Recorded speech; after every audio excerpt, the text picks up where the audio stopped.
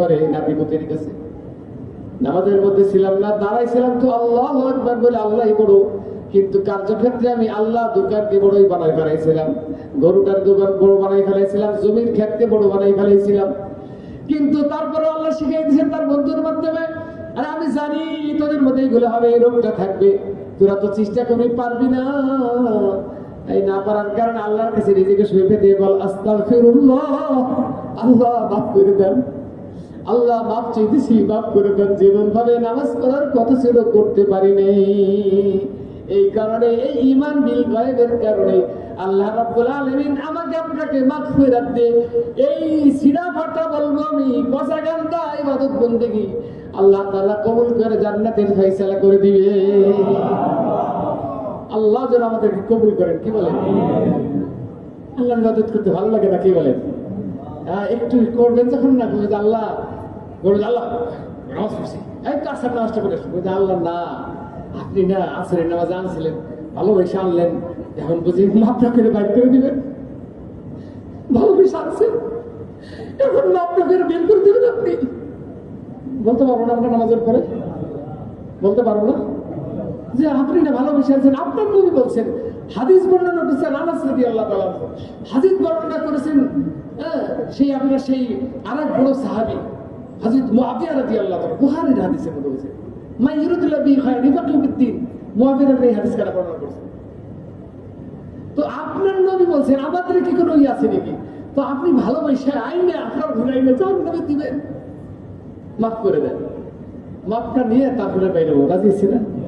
আর বলবো আল্লাহুম্মা ইন্নী আসআলুকা মিন ফাদলিক, আল্লাহুম্মা ইন্নী আসআলুকা মিন ফাদলিক।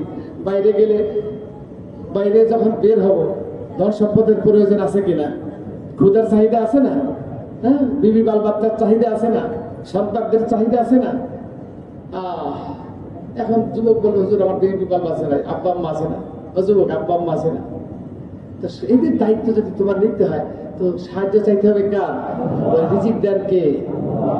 আল্লাহ তাও শিখিয়েছে। এই জন্য বলতেছেন এত নিয়ামত দিলাম, তোরা কি করলি না? আমার প্রতি ঈমান আনয়ন করলি না। ওয়া মান ইউবাদদিল নি'মাতাল্লাহ মিন বাদি মা জাআতহু ফাইন্নাল্লাহ শাদীদুল ইকাব।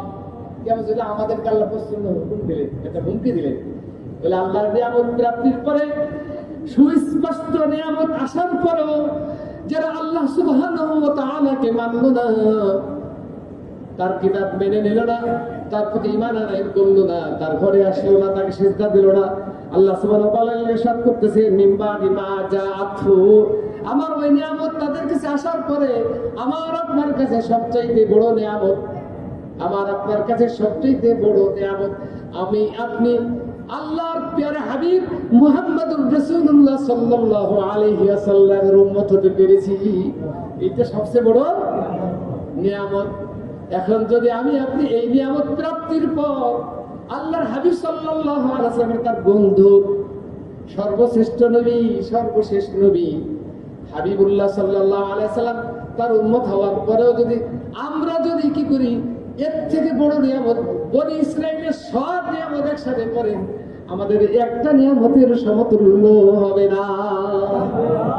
শুধু তাই না, আমার আপনার জন্য আল্লাহ সুবহানাহু ওয়া তাআলা যে এই কুরআনুল হাকিম দান করেছেন, এই কুরআনুল হাকিম দিয়েছেন, এই কুরআনুল হাকিম থেকে আর দামি কোনো নিয়ামত আমাদের জন্য নেই।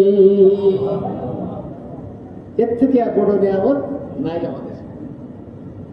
এই জন্য আল্লাহ বলছেন এই নিয়ামত প্রাপ্তির পরেও যদি কেউ কি করে, নিয়ামতের পরিবর্তন ঘটায়, তারা যদি সুন্নত তরিকায় না চলে, নবীকে না মানে, কোরআনকে না মানে, কিতাবকে না মানে, উপরে ইসরায়েল যেমন মানল, ওরা মনে রাখবা ওরা মানে নাই, ফাইনাল্লাহ শাদীদুল ইকাব, মানবা না, মনে রাখবা নিশ্চয়ই আল্লাহ শাদীদুল ইকাব, কঠিন প্রতিশোধ নিলেওয়ালা, কঠিন শাস্তি দেনেওয়ালা। ইকাব, তিনি ইকাব দেন, অর্থাৎ তিনি প্রতিশোধ নেবেন। কেমনে নেবেন বলে তুমি মনে রাখবা, চক্ষু দিয়েছেন কে? কান দিয়েছেন কে? হাত দিয়েছেন কে? ব্রেন সুস্থ করেছেন কে? বলে এত নিয়ামত দিয়েছেন কে? সব নিয়ামত দিয়েছেন আল্লাহ। এই আল্লাহ তাআলার নাফরমানি করবা আর শাস্তি ভোগ করবা না, এটা হতে পারে না। রব্বুল আলামিন কেমন যেন বলতেছেন, আমি তোমাদের কাছ থেকে কড়াই গন্ডায় হিসাব করে নিব, তোমার গন্ডায় হিসাব করে নেব। এই জন্য হাদিসের মধ্যে আসছে, একজন মানুষ হাজির হয়ে যাবে আল্লাহর কাছে, এত দেখি কি বলবে যে আল্লাহ কি আনছো তুমি?